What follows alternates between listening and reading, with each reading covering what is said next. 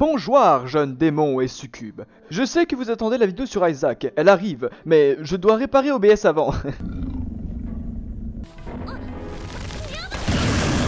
Du coup, vous savez, si vous suivez les streams, j'aime dessiner, et comme je ne savais pas comment porter le format sur la chaîne, je me suis dit qu'une sorte de tuto de A à Z de comment je dessine ce serait cool. Bon, ne vous attendez pas à avoir des trucs comme ça, ou ça, ou encore ça. Pourquoi c'est flouté? Passons alors au dessin et on va parler du syndrome de la feuille blanche. Personnellement, ça ne m'arrive plus. Non, vraiment, la technique c'est de dessiner quand t'as des idées. Mais c'est de la merde ton astuce. Oui, c'est vrai, dans mon cas j'ai créé un univers qui me permet d'avoir 1 million d'idées pour la base. Donc ouais, je suis jamais à court d'idées, mais à une époque je n'avais pas ce cheat code. C'est pour ça que j'ai deux techniques pour vous qui n'avaient pas d'idées pour vos dessins. Évidemment, en fonction de ce que vous aimez dessiner, les techniques peuvent être plus ou moins efficaces. Personnellement, j'ai beaucoup dessiné de créatures à une époque. Et quand j'avais pas d'idées, je faisais ça.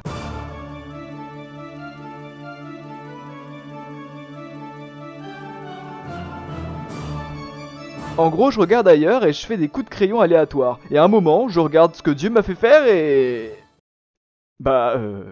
Ok. Je vais le refaire là. Mon inspiration, elle est, comment dire... spéciale. Bon, ok, ça marche pas à tous les coups. Personnellement, j'ai jamais eu de problème pour trouver une idée dans des gribouillis, mais des fois vous pouvez recommencer une fois ou deux avant de vraiment avoir une inspiration qui vous convient. Après, la deuxième technique, ce sont les références. Baladez-vous sur Pinterest ou quelconque autre endroit où vous pouvez trouver des images de référence pour vous en inspirer. Et c'est une bonne transition pour vous donner mon premier conseil qui concerne directement le dessin. Prenez des références. Le dessin de tête, si votre objectif est le résultat, vous pouvez oublier. J'ai beaucoup dessiné sans référence, en pensant que c'était triché, mais au contraire, on ne peut pas apprendre sans avoir d'idée précise de ce à quoi ça va ressembler. En tout cas, vous apprendrez beaucoup plus vite. Comment dessiner un line, un croquis ou faire de la colo, ça vous l'apprenez via cette vidéo très objective évidemment, mais surtout en regardant ce que les autres font, via le résultat, ou même les vidéos de timelapse ou encore les streams. Sale bâtard, j'ai enregistré plein de rêves sur Pinterest, mais je perds plus de temps à passer de rêve en rêve qu'autre chose avec tes conneries. Calmez-vous monsieur DeWitt, j'ai la solution. Vous pouvez utiliser PureRef, je suis pas sponsorisé d'accord. Le logiciel est gratuit et vous permet d'organiser un plan de travail avec vos références ou même une partie de vos images en les recadrant. C'est quand même vachement pratique. Et voilà, vous savez tout. On peut passer du syndrome de la feuille blanche à un monstre très sympa. Bon d'accord, il est un peu dégueulasse, mais c'était pour l'exemple. Bref, vous avez votre idée, vos refs, votre logiciel, CSP, Procreate, Krita ou encore Photoshop. Le seul conseil que j'ai pour vous en ce qui concerne le logiciel, c'est d'être à l'aise dessus. Si vous voulez un logiciel gratuit sur PC et donc sur tablette graphique, je vous conseille Krita. Si cependant vous êtes sur une tablette classique style Apple ou Android, je vous conseillerais plutôt Procreate. Je ne l'ai pas utilisé personnellement, mais des retours qu'on en a fait, apparemment c'est un très bon logiciel. Attention cependant, il n'est pas gratuit, mais dans tous les cas, je vous conseille d'aller regarder des vidéos de personnes qui dessinent avec ces logiciels pour savoir lequel vous voulez, que vous soyez sur tablette ou sur PC. Sinon, vous pouvez toujours le faire de manière traditionnelle, un papier, un crayon, un bâton de la terre, un caillou et une bûche et c'est partout, hein. Tu te fous de ma gueule. Vous avez vos références, votre idée, il est temps de passer au dessin. Évidemment, le dessin précédent, c'était un exemple. Vous créez votre projet, je vous conseille de le faire assez grand, cela vous permettra de l'upload en très grande qualité et de pouvoir zoomer dedans sans problème. Les dimensions ne sont pas importantes, je le mets en format portrait, mais avec Photoshop, on peut facilement refaire le format de son plan de travail avec l'outil recadrage qui agrandit ou rétrécit tout le plan de travail. Attention, lorsque vous réduisez le plan, ça agit sur tous les calques. Et si vous le validez, ça retire donc les pixels qui étaient en dehors du cadre, alors faites une sauvegarde ou rapidement un CTRL Z si vous ne voulez pas perdre vos données. Vous pouvez utiliser cet outil n'importe quand, donc si vous voyez que votre dessin dépasse et que vous voulez quand même dessiner la partie qui dépasse, vous pouvez agrandir le plan de travail pour dessiner la partie qui était de base cachée. Je vous conseille de mettre un fond de couleur autre que le blanc, un gris ou un jaune pour éviter de vous enculer les yeux. Perso, je commence plus ou moins toujours par faire une forme globale de mon dessin. Ça me permet de mettre en place mes idées et d'avoir moins de choses à corriger par la suite. Ce que j'appelle le pré-croquis. C'est la mise en forme de l'idée. Mais vous verrez que je change d'avis comme deux chemises durant toutes les étapes de mon dessin. Un peu comme les artistes qui prennent des commissions finalement, mais sans l'aspect monétaire derrière. Je pars sur un dessin assez simple pour l'exemple. Je vais dessiner Very assez jeune avec une de ses queues à sa gauche. Pour le moment, je trace avec ce brush là sur Photoshop, je le trouve vraiment bien pour le croquis. Je vais souvent dire Photoshop à la place de Photoshop, c'est une habitude qu'on m'a donnée lorsque je regardais un live, c'était vraiment très drôle, du coup j'ai pris l'habitude de dire Photoshop.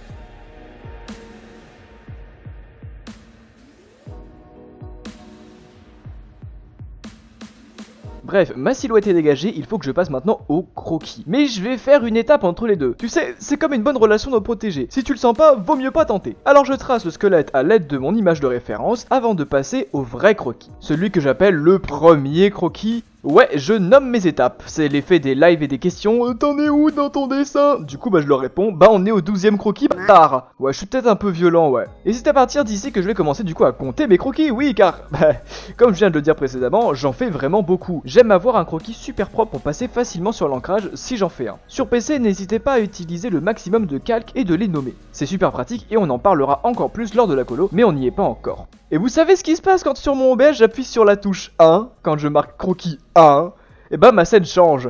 Et je ne l'ai pas remarqué. Let's go. Heureusement, vous n'avez pas raté grand chose, j'ai simplement commencé à faire le croquis. J'ai esquissé l'idée d'une jupe, changé la pose de la main pour avoir une meilleure interaction dans le dessin qu'à la base, et designé les cheveux avec des petites mèches bouclées qui tombent, mais de toute façon, on va repasser dessus plusieurs fois pour avoir des traits corrects. Je teste des choses au niveau des vêtements. Berry est plus jeune, donc on évite la prison. Quand on dessine des enfants ou des gens plus jeunes, elle a évidemment la grosse tête. On a un rapport de 1/5 à peu près, ce qui veut dire que le personnage mesure 5 têtes de haut. C'est un rapport qui est utilisé souvent pour dessiner des enfants ou quand on a un style de dessin un peu plus chibi que le style manga classique. Là, Berry n'est pas enfant, elle est aux alentours des 16 ans, mais c'est juste que j'aime bien varier aussi mon style de dessin pour voir ce qui me convient le mieux.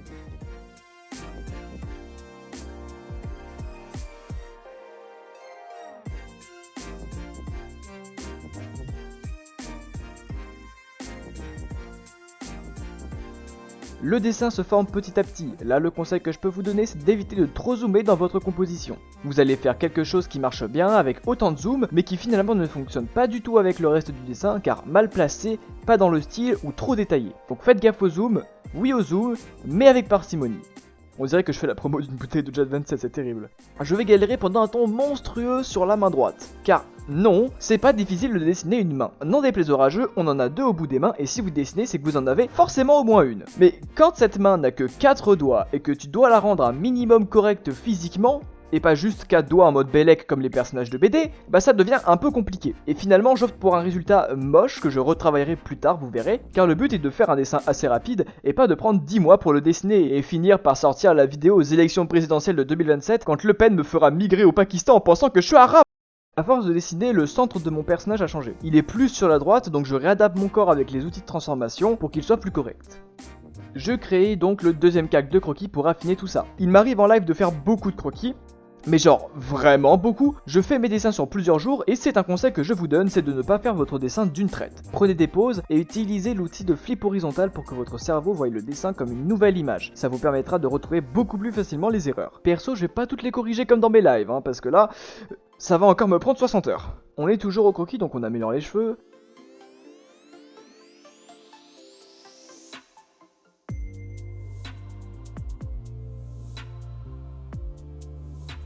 On passe à Kitsu et une idée de concept passe dans ma tête. Du coup, je lui fais des cornes et 2 traits au niveau des yeux. Vous voyez que je fais pas mal de tests pour voir ce qui rend le mieux. Finalement, je reste sur un truc assez simple que je vais vouloir remodifier plus tard. Je modifie la queue en dessinant des formes simples sur un autre calque pour qu'elle soit bien connectée au bon endroit, mais vous verrez à la fin du dessin que finalement j'ai pas pris en compte tous les changements que j'ai fait. Du coup, la position de la queue fait un peu bizarre, mais bon, ça fait partie du charme, on va dire. N'hésitez pas à retourner la grand-mère du dessin pour vous trouver en meilleure position. Je le fais rarement, mais c'est vraiment plus pratique. Sur Photoshop, le raccourci c'est la touche R. Et l'outil est un peu relou, il est un peu contre-intuitif, mais on s'y habitue. On nomme ces calques évidemment, et je crée un groupe de croquis pour ranger tout ce beau monde dans des camps, dans des groupes, comme ça on sait où ils sont. Avant de parler de l'ancrage, à un moment dans ma colorisation, donc bien plus loin dans la vidéo, j'ai eu envie de rendre ma queue beaucoup plus menaçante parce que j'ai eu le concept de Kitsu qui avait évolué. Je retourne au croquis, je redimensionne mon dessin, fais plein de tests, mais je galère. Finalement je reviens au dessin de base avec la bouche plus ouverte pour conserver mon idée de concept intacte. Pour l'ancrage, vous pouvez utiliser un grand nombre de brushes. Vous pouvez faire varier leur opacité et leur taille en fonction de la précision de votre stylet sur la tablette dans ce menu. Ce qui est bien sur Photoshop, c'est que tu peux modifier et créer tes propres brushes avec toutes les pointes de brush différentes et de les enregistrer. Évidemment, tu peux en télécharger de manière payante ou gratuite sur internet. Perso, pour ce dessin, je vais utiliser un brush très texturé avec une variation de taille mais pas d'opacité parce que je trouve ça infâme. Vous pouvez utiliser les brushes sans texture comme celui-ci. Vous voyez, il est bien lisse, il dépasse pas des clous, il est normal, un colon blanc, hétéro, chef d'entreprise, bien ancré dans la société comme dirait Choco. Mais perso, je vais prendre le dépressif, je trouve qu'il a plus de choses à raconter pour ce dessin que le brush classique. Je vous conseille aussi de faire varier la taille de votre line lors de l'ancrage, pour rendre votre dessin moins plat. Perso, j'ai du mal à le faire, mais vous pouvez regarder les dessins d'autres artistes qui le font très bien. Je l'ai fait sur certains dessins, notamment sur celui-ci, mais j'apprends encore. Eh mais dis donc, comment je sais que tel ou tel endroit de mon dessin doit avoir un line plus gros ou plus petit? Ça, c'est à ta convenance, mais en général, vous avez un line plus skinny, là où il y a de la lumière, et un line plus gros, là où il y a beaucoup d'ombre, ou plusieurs lines qui se croisent. De plus, à l'intérieur du personnage, on va faire des lines qui sont plus fins pour faire des détails. Mais surtout, ne vous arrêtez pas à ces règles. Ce sont des remarques que je fais, mais l'art est là pour transgresser ces règles. Alors assimilez ce que je vous dis et faites ce que vous voulez. Perso, la lumière va changer d'endroit dans mon dessin puisqu'elle va partir de la bouche de Kitsu et d'en bas à gauche de mon dessin. J'ai pas eu le courage de recommencer tout mon line pour réadapter aux nouvelles sources de lumière, et pourtant vous pourrez donner une note sur mon dessin en commentaire à la fin de la vidéo, mais le line ne pose pas trop de problèmes à mon avis. Je rajoute quand même quelques détails par-ci par-là au line, si j'ai des idées comme la barrette à cheveux par exemple. Je n'hésite pas à retirer le croquis dont j'ai baissé l'opacité pour mieux voir ce que donne mon ancrage.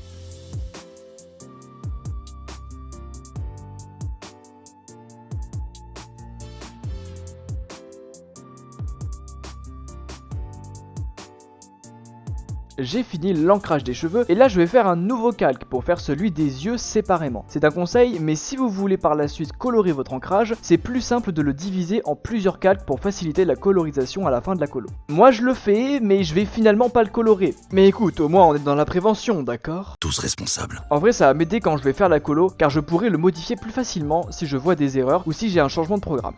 Car oui, je change d'avis toutes les 10 minutes sur mes dessins. Génial. Ancrage du corps, nouveau calque. Je fais le visage puis la main. Je ne fais pas d'ancrage sur les tétés. Pardon, la prison, c'est vrai, j'avais oublié. J'en fais pas car on va faire le peu de volume à la colo. Sinon, ça ferait bizarre.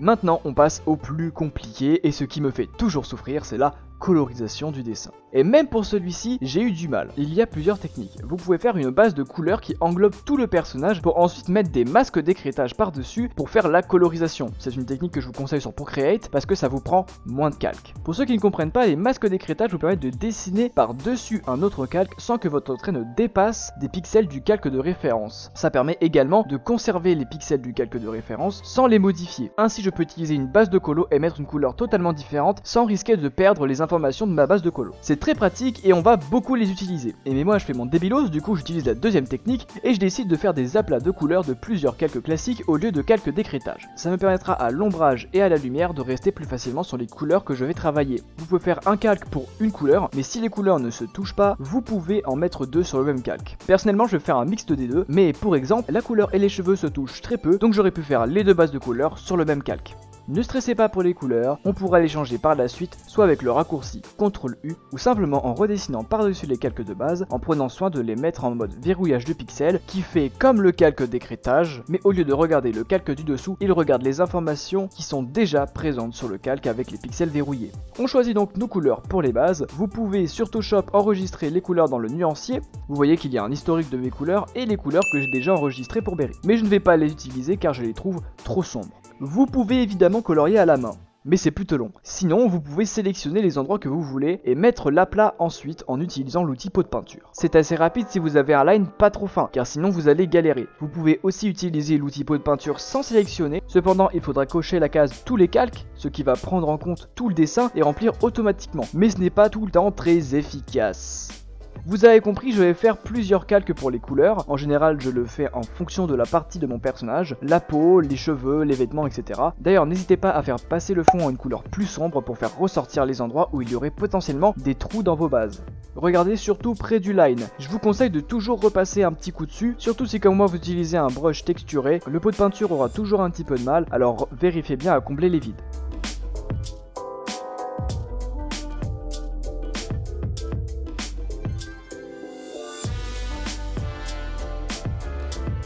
Et quand je vous dis que les idées viennent au fur et à mesure, bah je mens pas. Là je teste une idée de concept pour les yeux de Kitsu, je le mets donc sur un calque différent de la base de couleur. Et c'est ce concept qui va me donner envie de changer la queue.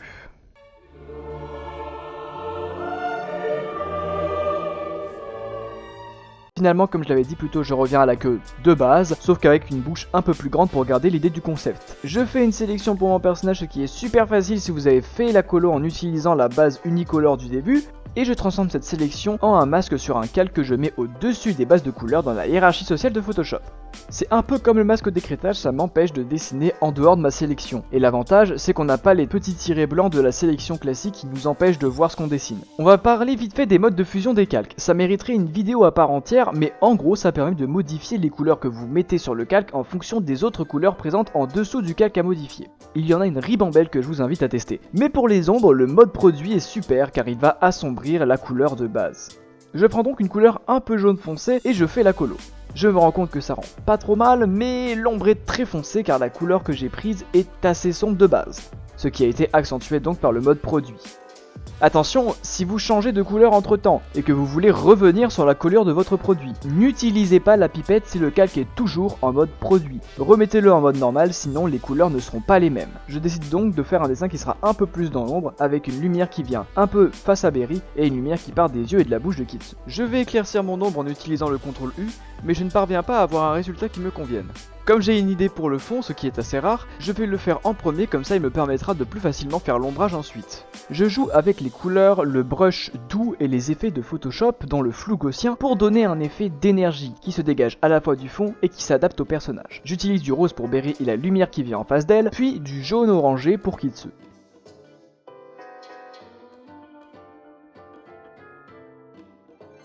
Je fais un masque d'écrêtage au-dessus de mon ombre pour adapter la couleur à la lumière qui crée l'ombre. Donc du rose pour la lumière rose et du jaune orange pour la lumière qui provient de Kitsu. En utilisant le brush doux et le mode d'effacer du pinceau qui me permet de peindre avec des pixels transparents, ce qui fait l'effet d'une gomme, je vais adoucir les ombres qui sont sur les volumes ronds pour donner plus de profondeur. Ensuite, je vais faire des imperfections pour donner de la texture au personnage, c'est-à-dire de suggérer la fourrure. Maintenant vous savez que oui, je dessine des furies!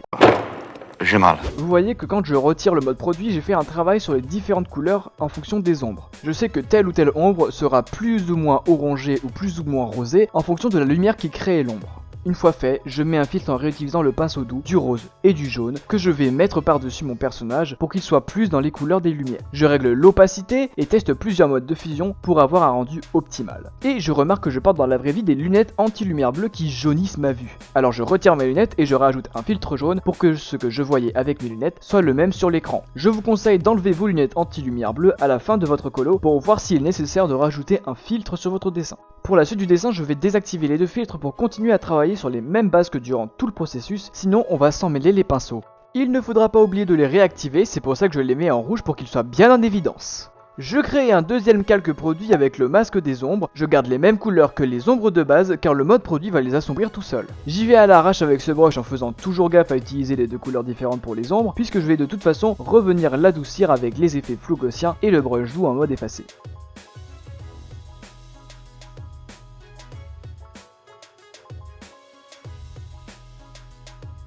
Avant de passer à la lumière, je vais faire les yeux de Berry et de Kitsu à part. En jouant avec les calques pour donner les effets que je veux aux deux, je retire le line des pupilles et je me mets au travail. Pour le coup ici, pas forcément de conseils. Il y a des centaines de références d'œil sur internet. Il y a plein de gens qui ne dessinent que ça tout le temps. Enfin bref, vous pouvez utiliser le travail de ces gens pour exemple. Perso, j'aime pas quand il y a des millions d'artefacts visuels dans les yeux. Mais là je me suis dit que j'allais faire un entre-deux pour voir ce que ça donne.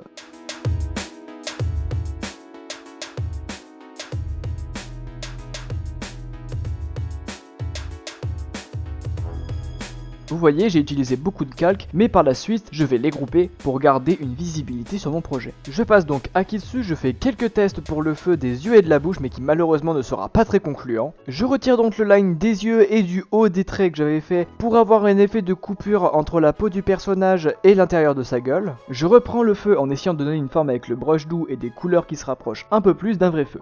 Je joue beaucoup avec les effets pour avoir ce côté lumière du feu.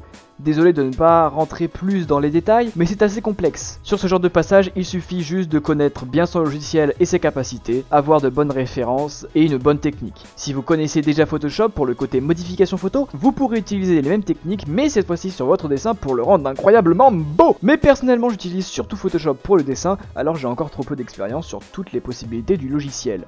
Ouais, j'ai arrêté de faire des blagues, ouais. Ça te pose un problème? Et pour finir, la lumière. Sur beaucoup de dessins, ça va être game changer. Ici, j'avais la flemme et pas vraiment trop d'idées pour upgrade le truc. Donc j'ai créé un nouveau calque en prenant du rose et un jaune très clair que j'ai flouté avec le flou gaussien, puis passé une gomme avec une opacité réduite pour rendre le tout moins visible et rajouter par-dessus des reflets un peu plus blancs que j'ai aussi flouté pour rendre le tout un peu plus dynamique. Et on rallume les films que j'ai rapidement remaniés pour pouvoir coller avec le reste du dessin et on obtient un dessin quasiment fini à 100%. On peut colorer le line, mais avec les filtres qui sont placés par-dessus, ça fait déjà varier la couleur du line. Du coup, je l'ai laissé comme il était. On rajoute la signature dans les couleurs du dessin, et voilà le résultat. Une petite dizaine d'heures en comptant toutes les recherches, les moments où je parle à la cam et où je monte des trucs. Très satisfait du dessin qui comporte quand même des problèmes que j'ai intentionnellement conservés, la queue qui n'est pas très bien placée, 2-3 fails à la colo et des petits trucs un peu moches par-ci par-là. Mais globalement, je pense avoir réussi à vous montrer ce que je voulais vous montrer pour ce dessin. C'est un format que l'on peut faire chaque année, comme je l'ai dit au début de la vidéo. Alors si vous voulez voir mon évolution et avoir des petites astuces au fur et à mesure des années, bah n'hésitez pas à le dire pour que je puisse le faire l'année prochaine. Si vous voulez des vidéos qui parlent de sujets peut-être un peu plus précis, comme la théorie des couleurs que je n'ai pas abordé ici, ou autre chose, n'hésitez pas à le faire remarquer en commentaire ou sur le Discord. Vous pouvez également me retrouver en stream sur Twitch, je dessine beaucoup, en général le dimanche, donc n'hésitez pas à passer, on pourra discuter tous ensemble, ce sera super cool. Sur ce, on se retrouve l'année prochaine sur YouTube et sur Twitch pour du très lourd. C'était Guira, le démon du crépuscule, qui a dessiné sa femme, et je vous souhaite un très bon appétit.